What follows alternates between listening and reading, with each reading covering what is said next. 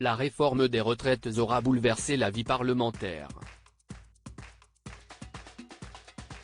Ce jeudi 16 mars, le gouvernement a finalement fait tomber le couperet, avec un recours à l'article 49. 3 pour faire passer son projet de loi, et éviter une déroute faute de majorité.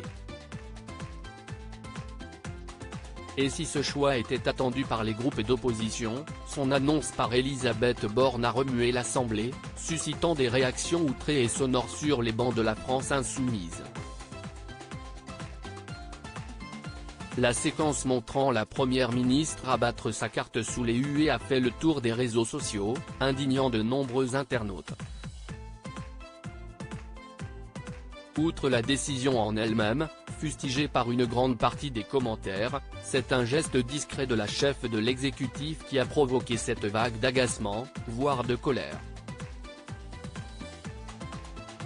Droite, le visage impassible et le ton ferme, Elisabeth Borne, accueillie par une Marseillaise reprise en chœur sur les bancs de l'hémicycle, n'a pas tremblé en déclenchant le 100e 49.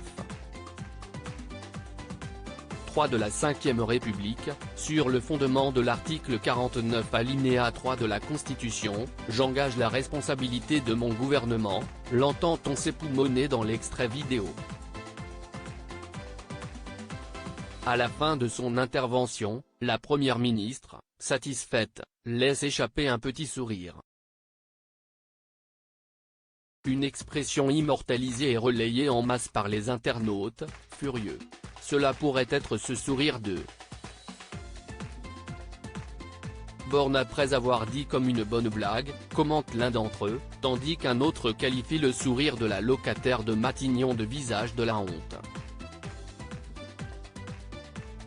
Supérieur à Elisabeth Borne, retour en images sur son évolution physique. Un tournant pour le mandat d'Emmanuel Macron. Cette clôture amère des délibérations autour de la réforme des retraites pourrait bien renforcer le mouvement de protestation en cours depuis plusieurs semaines. L'aplomb d'Elisabeth Borne laisse par ailleurs suggérer que cette dernière était tout aussi déterminée qu'Emmanuel Macron à imposer le texte central du quinquennat, contrairement à certaines déclarations, au risque d'atteindre le point de non-retour. L'exécutif parviendra-t-il à calmer le jeu et faire oublier ce passage en force tant redouté ? Les prochaines semaines seront décisives pour Emmanuel Macron, qui tient à assurer la pérennité de son parti et de ses 10 ans de gouvernance. Article écrit en collaboration avec 6 médias. Crédit photo, Stéphane Le Mouton.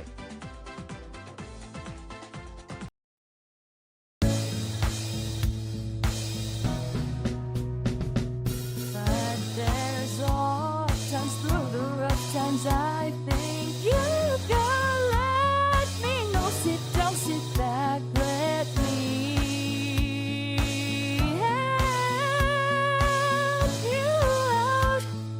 The step I gotta seek, so I see you out there's on your own, but